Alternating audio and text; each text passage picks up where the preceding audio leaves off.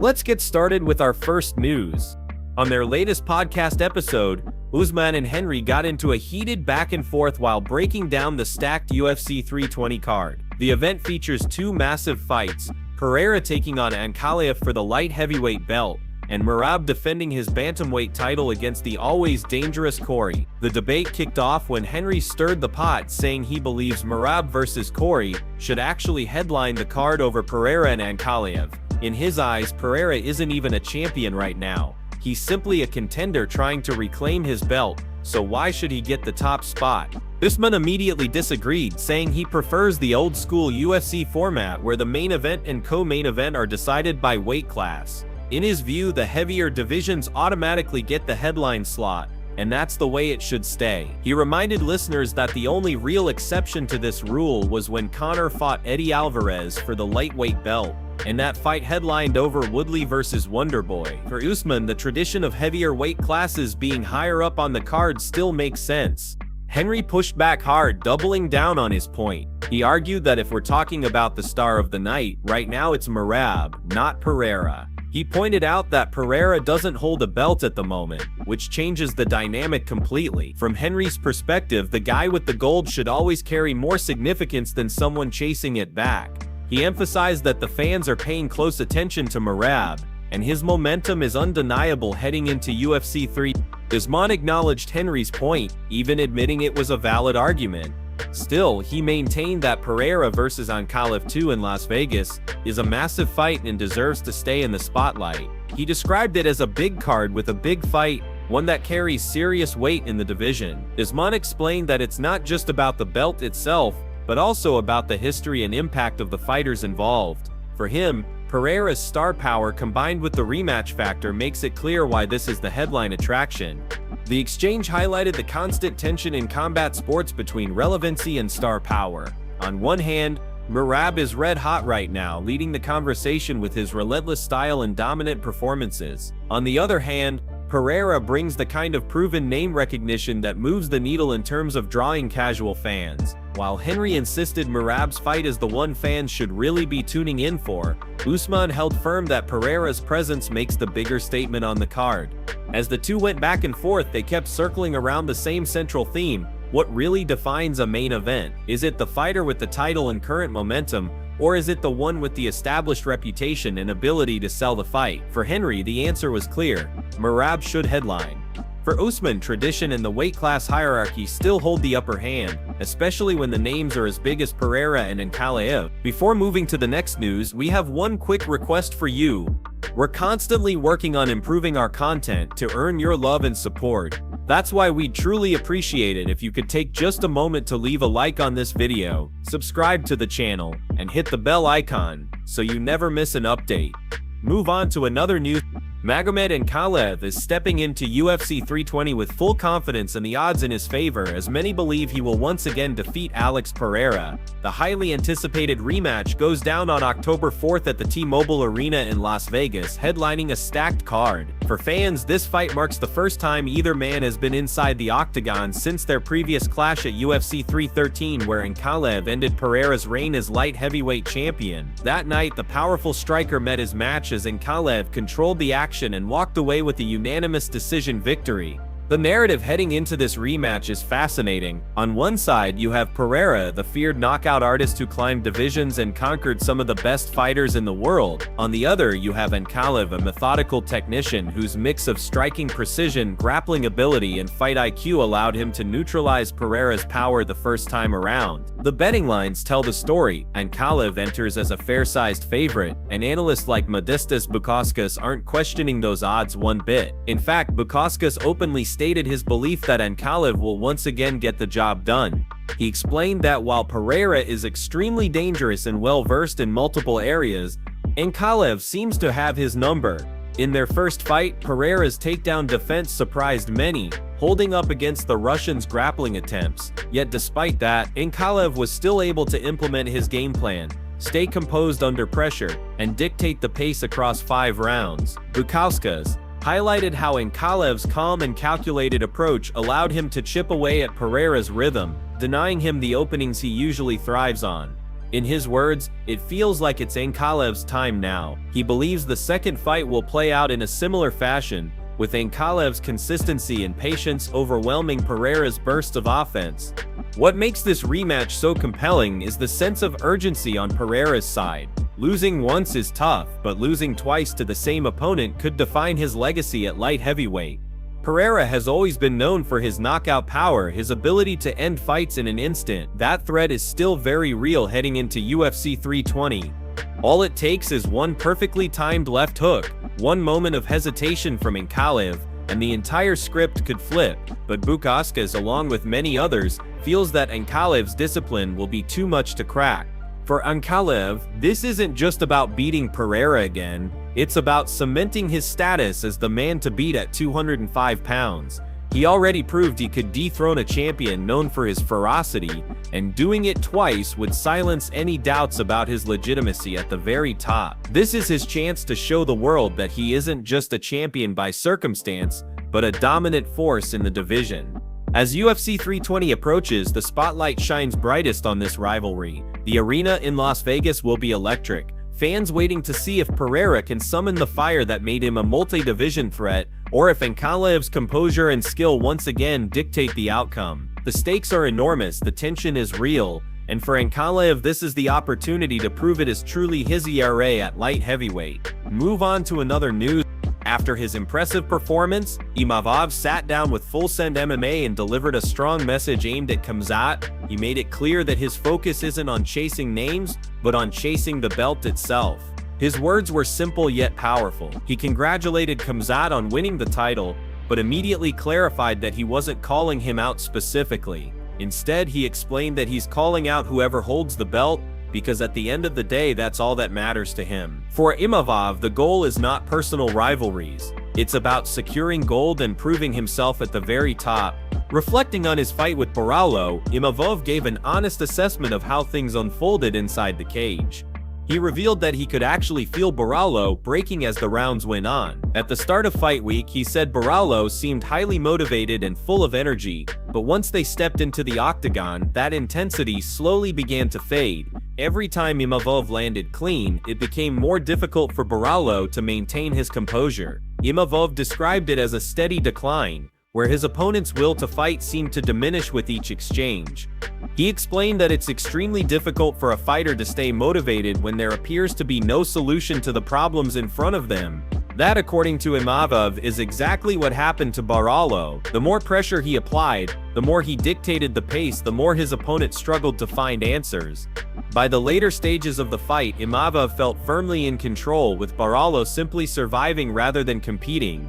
This mindset from Imavov highlights a fighter who is laser-focused on the bigger picture. He isn't concerned with trash talk, he isn't obsessed with chasing headlines. For him, it's about proving his dominance inside the cage and building toward that ultimate opportunity. The belt is what drives him, and whether it's Khamzat or anyone else standing across from him, he's ready to take on whoever holds it.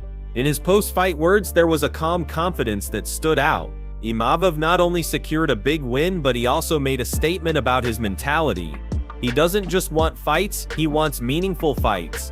He wants challenges that bring him closer to championship gold. By sending this message directly after his victory, Imavov has put the entire division on notice.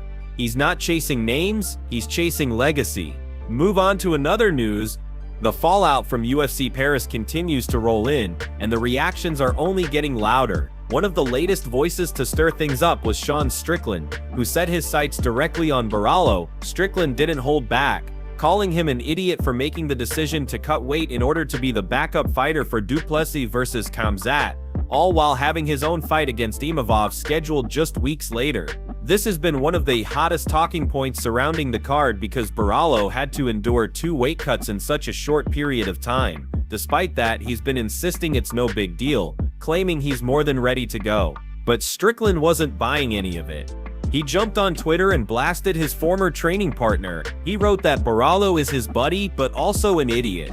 According to Strickland, Barallo trained with them and was useless. Then he mocked the decision further, saying, "What's wrong with you? You're cutting weight twice, giving up 4 weeks of your camp while still having a fight ahead. Whoever told you to do that, please hit him." That's classic Strickland, raw, unapologetic, and brutally honest. It wasn't just Strickland making headlines though, the champ himself, Khamzat, reacted to the event as well. After watching UFC Paris play out, he tweeted a simple but telling message: "Good fight. Assalamu alaikum." It sounded a lot like a subtle nod that he'd welcome Imavov as a future challenger following his victory. That's especially interesting considering the two have trained together before. Imavov has even admitted in the past that wrestling with Khamzat is incredibly difficult, though he never gave full details. Of course, the MMA community has run with the rumors, with many saying Khamzat raided him in training. But that's all gym talk, nothing confirmed. Still, the history between them adds intrigue to the potential matchup. But here's the reality. As much as Imavov may have positioned himself in the conversation, the bigger picture is pointing toward UFC Vancouver. If Pereira or Fluffy Hernandez put on a big performance there, they could very easily leapfrog into the title shot. It doesn't even need to be a knockout or submission. A flashy, dominant win, something that makes the fans take notice, could instantly change the entire landscape. And let's be honest, Imavov's performance at UFC Paris hasn't exactly lit the fan base on fire. Many critics are still calling it underwhelming, and in today's fight game, momentum and excitement matter just as much as rankings. So while Strickland continues to trash Borralho for what he calls poor decisions, and Khamzat keeps the door open for Imavov, the reality is the middleweight division is wide open. UFC Vancouver could be the event that decides the next challenger. One statement win, one unforgettable moment could shift everything. The path to the title is there, but as always, only the fighters who seize the spotlight will move forward. Move on to another news.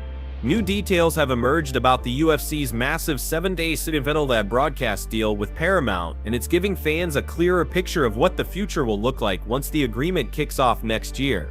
Dana White had made headlines earlier when he said that fans in the United States would have access to all UFC content without the traditional pay-per-view model, and that statement still holds true. For US fans, the pay-per-view system will essentially come to an end, replaced by Paramount's platform as the central hub for distributing UFC content. However, outside of the US, the story isn't exactly the same. At the post-fight press conference following UFC Paris, UFC Senior Vice President for International Operations and Content David Shaw broke down the details. He explained that while pay-per-view as a model is being eliminated in the US, it will continue to exist in other markets around the world where it has already been deeply established. Shaw clarified that pay-per-view is still very much a distribution medium, and although it will no longer be in place for the United States under this new deal, other countries will continue business as usual. Specifically, he pointed to places like Canada, Australia, New Zealand, and several other markets where the UFC maintains what he called vibrant pay-per-view businesses. In these regions, fans will still need to purchase numbered UFC events as they always have. Shaw emphasized that the Paramount deal is essentially a shift in distribution for the United States, not a complete dismantling of the pay-per-view system worldwide. That distinction, he said, is crucial for fans and media to understand because the international model remains intact even as the American model changes. When asked about whether this shift could open the door to holding a numbered event in France next year, Shaw explained that the new deal doesn't really change that possibility. The flexibility to bring a numbered event to new markets like France has always been there, and it's something the UFC consistently evaluates as they expand globally. He noted that while the US audience will no longer deal with pay-per-view, international fans in regions where it's part of the business structure should still expect the same system moving forward. This clarification puts to rest some of the confusion and speculation that came after Dana White's comments. Many fans believed that pay-per-view as a whole was being completely eliminated, but in reality it's only disappearing from the US market. The UFC and Paramount have simply shifted the distribution method to streamline content access for American fans, making it more accessible without the added purchase of numbered events. Meanwhile, the UFC will continue to rely on pay-per-view in other strong markets where it remains successful. So while the deal represents a major shift in how American fans consume UFC content, it also reinforces that the organization values its global revenue streams and won't be abandoning the pay-per-view model entirely. For US fans, it's a new era of accessibility. For international fans, the system largely remains the same. The Paramount deal signals growth, expansion, and a significant evolution in how the UFC delivers its biggest fights, but it's a reminder that the business of combat sports is always a balance between tradition and transformation. Move on to another news.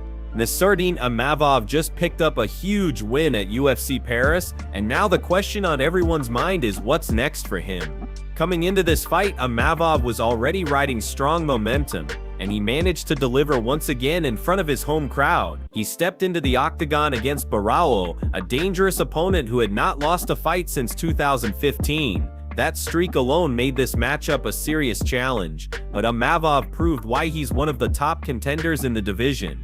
From the very start, Imavov came out pressuring hard, walking forward with confidence and forcing Pereira on the back foot. The France-based fighter showcased his sharp boxing and impressive hand speed, which helped him control much of the early action. Pereira, to his credit, started finding more success as the fight went deeper, but Imavov had already done enough to establish himself as the man in charge of the pace. This was a high-level battle between two of the best middleweights right now, and the crowd in Paris loved every second of it. Now, with this victory in the books, the big question becomes whether Imavov should be granted a title shot. He didn't just win, he snapped Pereira's massive winning streak that had stretched nearly a decade. That's a major accomplishment and something very few fighters can say they've done. Imavov is also sitting at number 2 in the rankings, and considering the run he's been on, his claim for a title fight is stronger than ever. He even went on the mic immediately after the fight and made it clear he wants that belt. Still, there's one small detail that could affect the timing of his shot. Imavov didn't finish the fight, and as we all know, a highlight reel KO or a slick submission often goes a long way in locking down a guaranteed championship opportunity. The UFC has always valued spectacular finishes, because they generate buzz and make it easier to promote the next big title fight. While Imavov's performance was dominant and convincing, it wasn't the type of fight that ended with a jaw-dropping moment. Before UFC Paris, Dana White himself didn't fully commit to saying that the winner of this headliner would automatically get the next title shot. That's an important point because there are still other contenders making noise in this division. RTR is scheduled to face Anthony Hernandez on October 18th, and that matchup could play a huge role in shaping the title picture. If either man secures a dramatic finish that gets fans talking, it would not be shocking at all if they leapfrog Imavov in the line for the next shot. For now though, Imavov has firmly established himself as one of the top names at middleweight. With his consistent performances, his win streak, and the fact that he just defeated one of the most durable fighters in Pereira, it's hard to deny that he's in the conversation. Whether it's immediate or just around the corner, Imavov is absolutely closing in on that long-awaited opportunity to fight for UFC gold, and his victory at UFC Paris might be the moment that solidified his path to the title.